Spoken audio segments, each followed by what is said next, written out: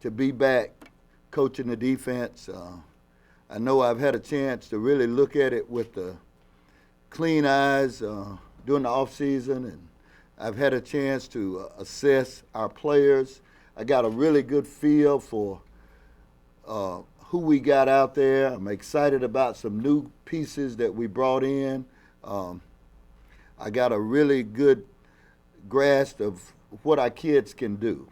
So that being said, I'm fired up about fall camp. And, you know, I've gone to practice a lot in my lifetime. You know, I've been going to practice since I was 12 years old, football practice. So, and that's over 40 years. And I'm really excited about our football team, about our schedule, about a lot of things that's in front of us. So I'm ready for you guys to ask me questions. Coach, how do you see that Tovell role and void being filled both on field and leadership wise? Well, that Tovell role off the field. Off the field, we have a real leader of our defense. And I've had a chance to observe him. I've had a chance to coach him. The leader of our defense is Otha Peters. And he's done a really good job of babysitting the defense when I couldn't do anything with it. And Coach Hud, myself, you know, last year, about mid-season, Otha kind of stepped up. He let me know that it mattered to him. And you can have a good team when the coaches lead. But you can only have a great team when the players take ownership and they feel that that team belongs to them. So Otha will take that place. But we have some really good leaders. We have Otha Peters. We have Dominic Jones. Dominic is the leader in the back end. Otha is the leader of the furniture, which is what I call the linebackers. And Carmichael Dunbar is the leader of the D-line, the floor. And those guys, they set the tone for what we're trying to get done. And the others follow suit. You have some sub-leaders or assistant squad leaders, in my opinion, of them, because I like to think in terms of the military. You have assistant squad leaders that get in, but you don't force guys on a team to be who they're not. What you have to do is kind of foster leadership daily. I try and foster leadership daily. I always let the kids know what I expect of them. Just for example, I see guys cut their hair. I don't hound them about how they wear their hair, but I talk to them about making a presentation, how you present yourself. And being a leader is not a sometimes thing. Leaders lead on days when it's not good. Leaders lead on days when it's really good. Leaders lead when it's laissez-faire. Leaders can't pick the day they want to lead. So you can't undo. That's what I try and talk to our leaders about. You can't undo something that you've already built. So that day that you can't have a bad day. You know, you got to manage that. So like I say, Otha is taking place, but we got little leaders sprinkle out, Carmichael Dunbar, Dominic Jones. There are times that Simeon Thomas is a good leader. There are times, but I don't ask them to get out of themselves. I simply want, and a team is like a family. It's got to fit. Everybody's got to fit. Now, when I talk about on the field, we've kind of moved some pieces around. One of the things that we did is Coach Harbison, our co-DC, he took on more responsibility. When I first came here, I coached the entire secondary. Charlie has also coached the entire secondary. And the reason why I did that, I wanted the kids to hear the defense come out of my mouth. I wanted to install it. But my area of expertise is corners. Charlie's area of expertise is the interior of the defense. He's really involved in what we do. He and I have been working on this defense for the last 10 years together. We've been at different places and we've been apart, but we work on it together. But what having him here has allowed me to do is to free my eyes, and I can, my GA has worked really, really close with me, Lionel Stokes, who played here. Lionel understands what I like and what I want. It allows me to go and look and check out our D-line. We got a great defensive line coach. Our linebackers, we got a great linebacker coach. Our safeties, the way we've structured it, by me being able to give Charlie more responsibility, having to he's had the safeties and the nickel and the buck in his room for the last 20 years. So I just put him in his room so I can really detail our corners, because I feel like we have some really good potential guys there. And it also allows me to focus on the big picture of what we're doing. So with Otha Peters, Carmichael Dunbar, Dominic Jones, the development moving Tracy Walker. Tracy's a really good football player, but at the end of the year, I felt like I wasn't utilizing his strengths. So everything now, the modern offense is a different thing. It's the spread, but they can get in and out of formations. So you have to be able to mirror what they do.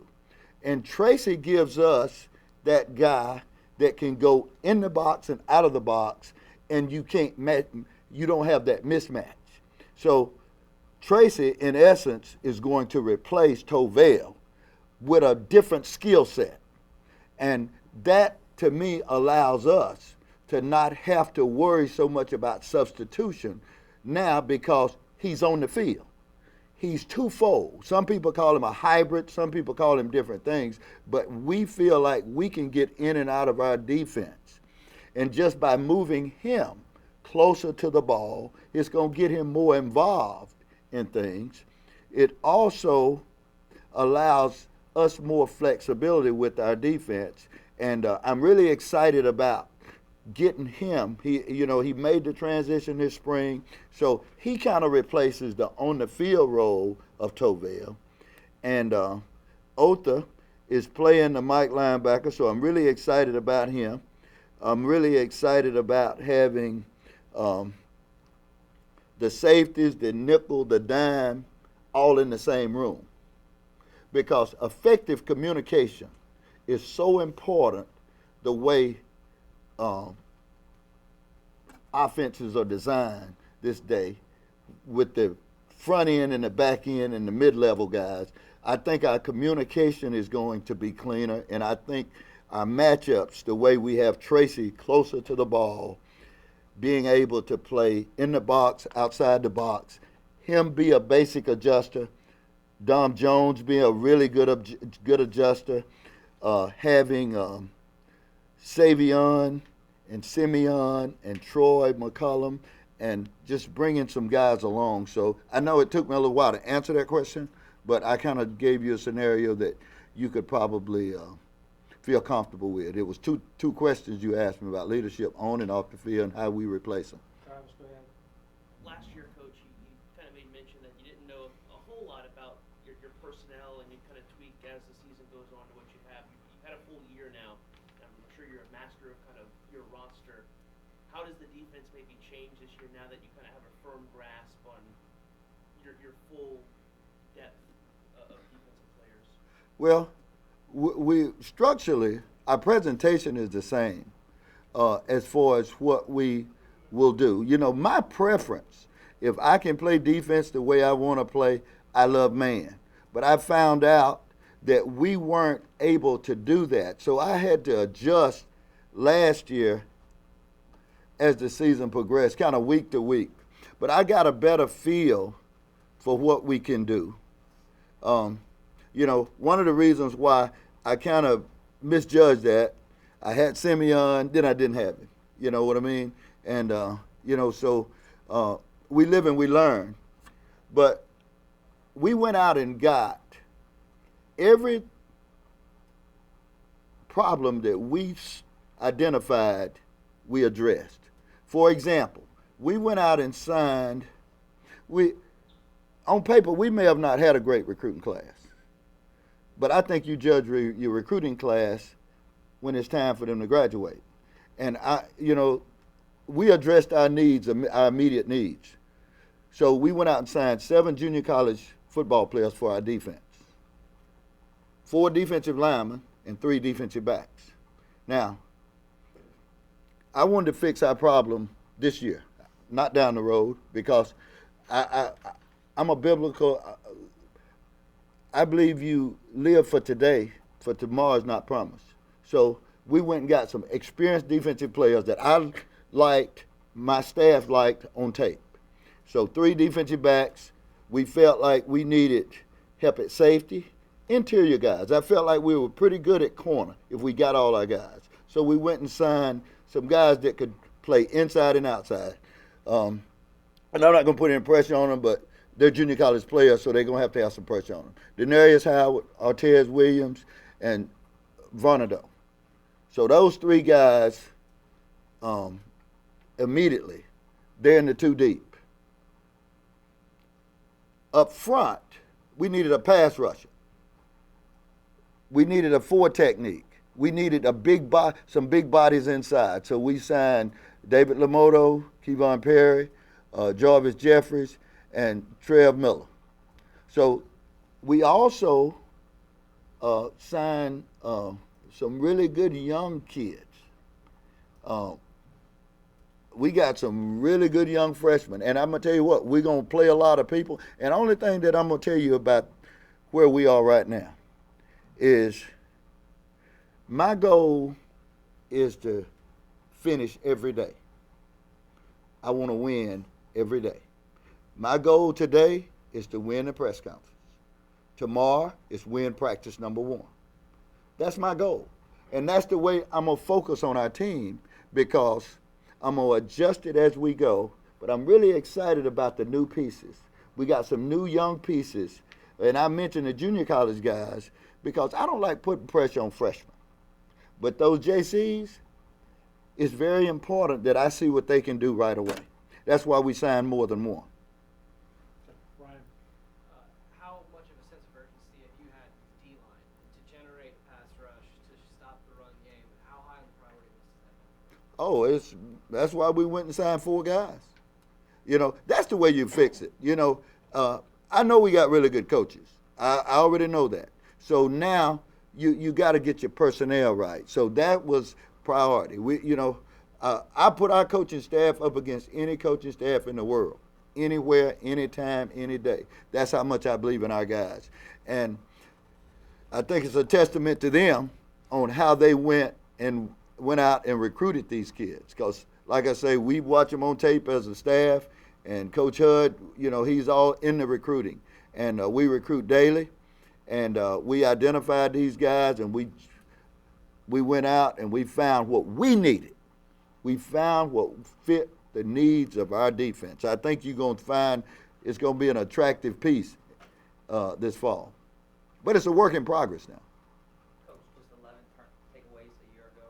Is that something that you can coach to generate more, or is that a happenstance of kind of ball bouncing the wrong way?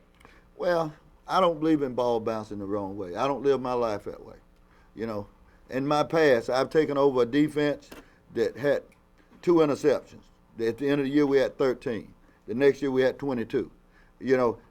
My career, I've gotten turnovers. We didn't get them last year. There are a lot of things we didn't do last year. We're going to get turnovers this year. I think you practice it. You get what you emphasize. A lot of times, seeing the ball, having experienced players that don't exactly tell the defense what they're doing all the time. There are a lot of things, rushing the quarterback, hitting the quarterback, being in position for tip balls. It was just one of those years. But I know this. You get what you emphasize. So that's on our major priority list, getting tackles for losses, takeaways, red zone defense, third down efficiency defense.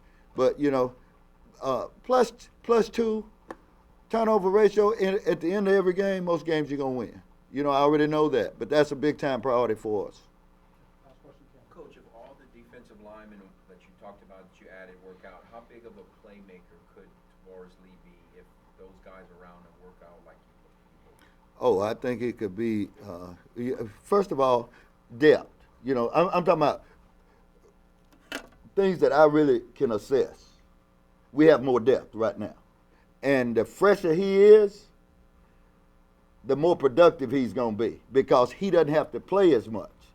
So that's what I look at. I look at the depth factor. You bring in 4 experienced defensive linemen that you've actually seen. And what I'm doing, I've done before. I coached the number 1 defense in the country, and we built it. About half of them were JUCOs.